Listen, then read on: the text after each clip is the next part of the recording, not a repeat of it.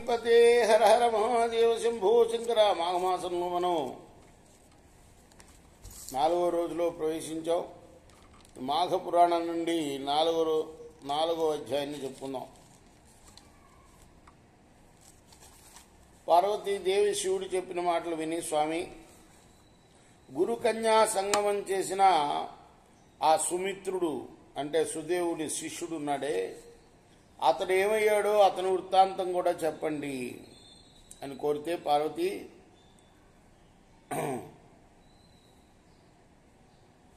చాలా పశ్చాత్తాపడ్డాడు. ఆ సుదేవుడి యొక్క శిష్యుడైన సుమిత్రుడు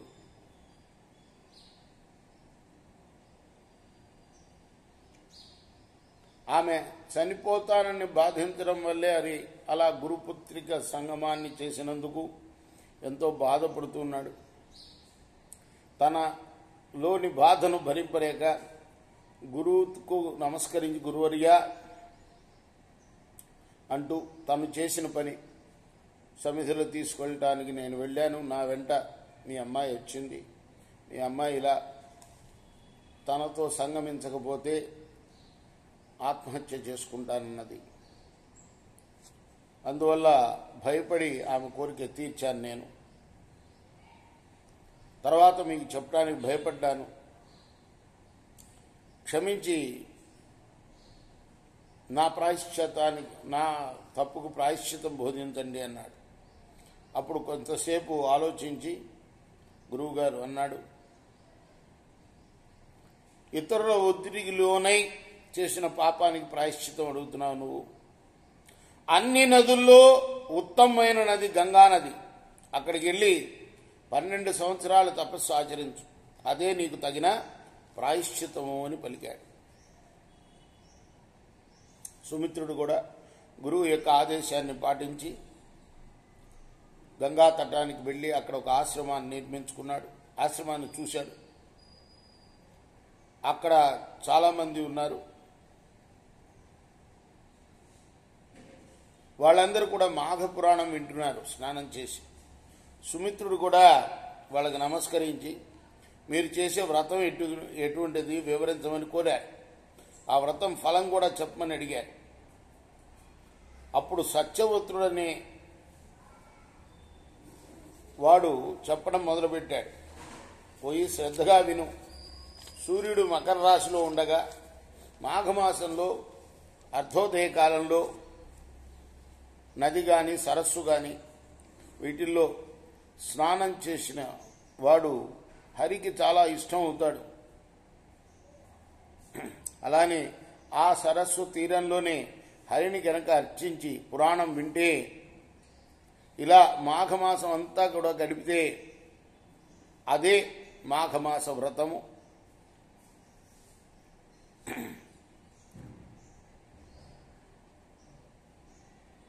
మాఘమాస స్నానం మానినవాడు, సత్య శౌచములు విడిచినవాడు, పరులను నిందించినవాడు, బ్రహ్మహత్య చేసిన వాడితో సమానులు వీళ్ళు. అబద్ధపూర్వక సాక్ష్యాన్ని చెప్పినవాడు, దురాచారుడు, స్త్రీ సాంగత్యలోలుడు, మాఘ స్నానం మానినవాడు బ్రహ్మహత్య చేసిన వాడితో సమానులే అవుతారు. అలానే ఎన్నో పాపాలు కూడా అంటుతాయి. ఈ మాఘమాస స్నానం చేసిన వాడిని చూసి ఎగతాళి చేస్తే. కేవలం 3 రోజులు చేసినా చాలు ఈ మాఘ స్నానం, సర్వ పాపాలు కూడా నశిస్తాయ్యా. ఇంకా 3 రోజులు మిగిలి ఉంది మాఘమాసానికి. కాబట్టి నువ్వు కూడా ఈ మాఘ స్నానం ఆచరించి ప్రాయశ్చితం చేసుకో అని హితం పలికాడు అతను సుమిత్రుడితోటి. ఆయన మాట ప్రకారం మాఘమాసం చివరిలో మిగిలిన 3 రోజులు కూడా మాఘ స్నానం చేసి గంగా తీరానికి పోయి ప్రాయశ్చిత్త తపం ప్రారంభించాడు. అంటే దారిలో జరిగిన విషయం, గంగా తటానికి వెళ్తుంటే దారిలో ఒక ఆశ్రమం చూశాడు. అక్కడ పురాణాలు అవి జరుగుతున్నాయి. ఇతను కూడా మెల్లగా గంగా తీరానికి పోయి గురువుగారు చెప్పిన ప్రాయశ్చితాన్ని చేశాడు.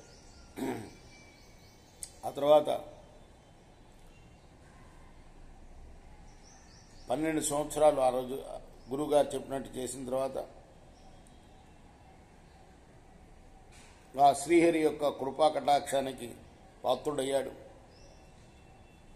మోక్షాన్ని కూడా పొందాడు. కేవలం ప్రాయశ్చిత్తం వల్ల పాపమే తొలగించుకుంటాం కాకుండా ఈ మాఘస్నానం వల్ల అతను మోక్షాన్ని కూడా పొందాడు.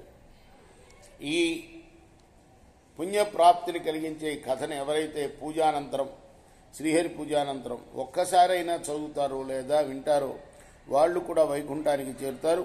వారి పితృదేవతలు కూడా తమ పాపాలను పోగొట్టుకుని వైకుంఠానికి వెళ్తారు. శివుడు పార్వతికి ఏం చెప్పాడంటే ఈ కథను చెప్పిన తర్వాత, ఛందోవిహీనమైన మంత్రము, ఓంకారం లేని తపస్సు, మాఘస్నాన పూజాదులు లేని ధర్మాచరణ ఇవన్నీ కూడా వ్యర్థాలు అని చెప్పాడు.